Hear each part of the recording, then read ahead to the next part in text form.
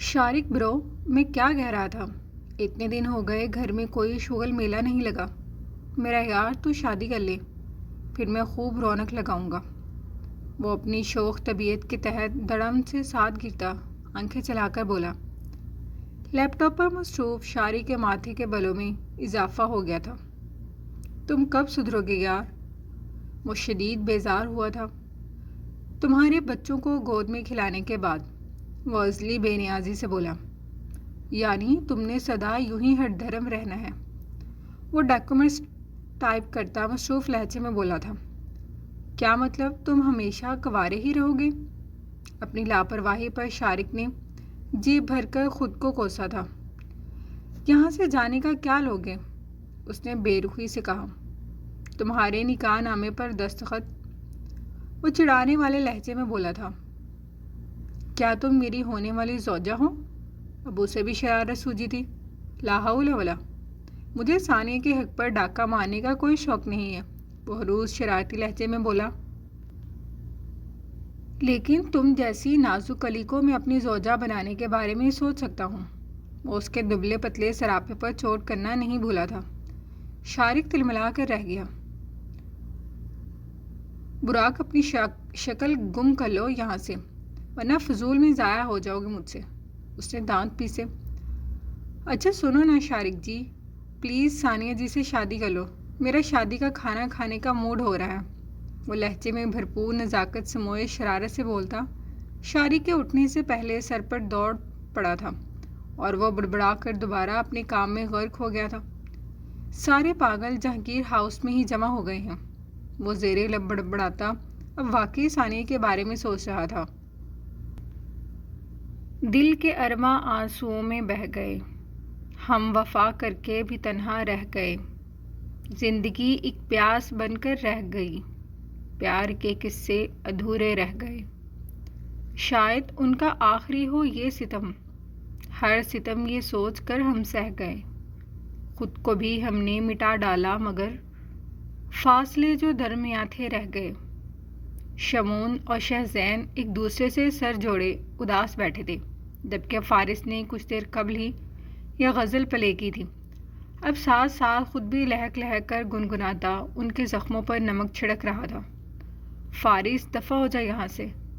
कसम से तेरी शक्ल देखकर गुस्सा आ रहा है मुझे। शमून गुस्से से सीखपा हुआ था।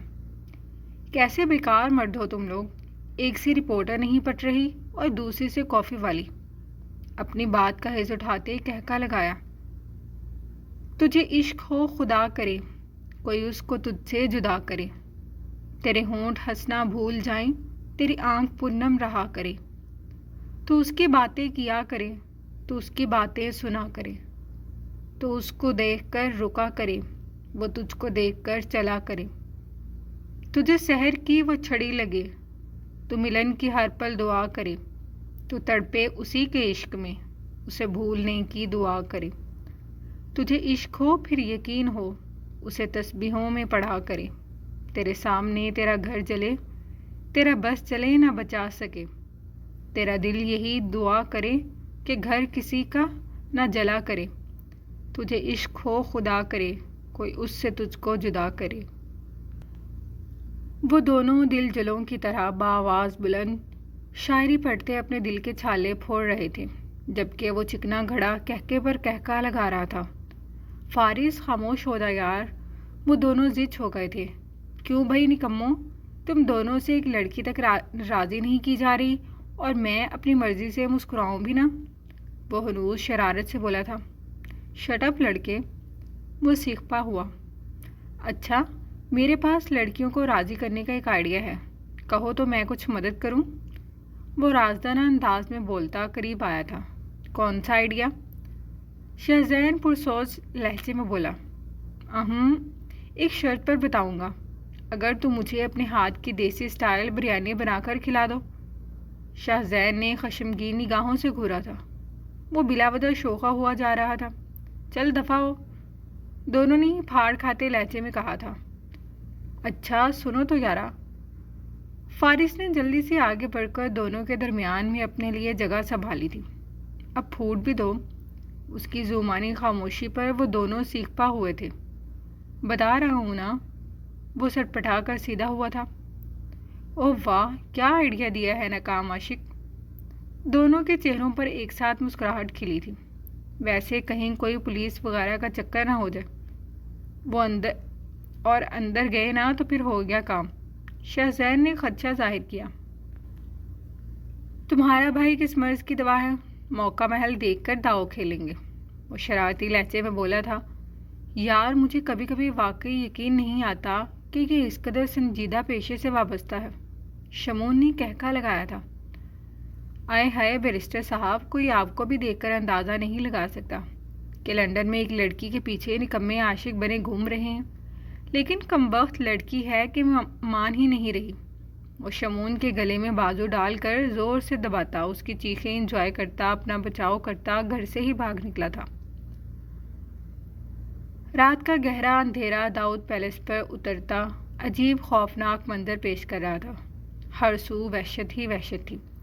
سفید چمچماتے محل کے عالی شان بیڈ روم کا رخ کیا جائے تو اس کمرے کی شان و شوکت کو مزید چار چاند لگاتی حسین شہزادی دیو کی قید میں ہونے کے باعث اداس سی تھی۔ وہ آج پورے 2 ہفتوں بعد واپس لوٹ رہا تھا۔ اس کی فرمائش کے عین مطابق وہ سرخ رنگ ساڑی زیبتن کیے، نازک سی ڈائمنڈ جیولری پہنی، اپنے ہوش شبہ حسن سے لاپرواہ، کسی کو بھی بہکانے کے تمام تر سامان سے لیس تھی۔ Hello darling, how are you? وہ اپنی سوچوں کے محور میں غرق تھی جب وہ دروازہ کھولتا، بریف کیس اور کوٹ ایک طرف کو رکھتا خوشگوار لہجے میں بولا۔ میرم چونک کر پلٹی، کندھے پر رکھی سیاہ سلکی بالوں کی آبشار پشت پر پھیل گئی تھی۔ اس کا دوآتشا حسن دیکھ اس کی آنکھوں میں خمار اتر آیا تھا، جو اس کی پسند کے رنگ میں رنگی اس کے جذبات بھڑکا گئی تھی۔ نظروں کا ارتکاز تھا، میرم نے گڑبڑا کر نظریں چرائی تھی۔ خوبصورت، وہ جذبات سے بھاری بوجھل لہجے میں بولتا، سانسوں سے بھی نزدیک آ کر ٹھہرا تھا۔ یہاں دیکھو میری طرف۔ لبوں پر سجا سرخ رنگ زائل کرتا وہ گمبھیر لہجے میں بولا، جس کی پلکوں کا اٹھنا پھر گرنا اسے مبہوت کر گیا تھا۔ داؤد، اب تھکے ہوئے لگ رہے ہیں، پہلے فریش ہو جائیں۔ وہ اس کی بے باک نگاہوں سے خائف بہت دھیمی لہجے میں بولی تھی۔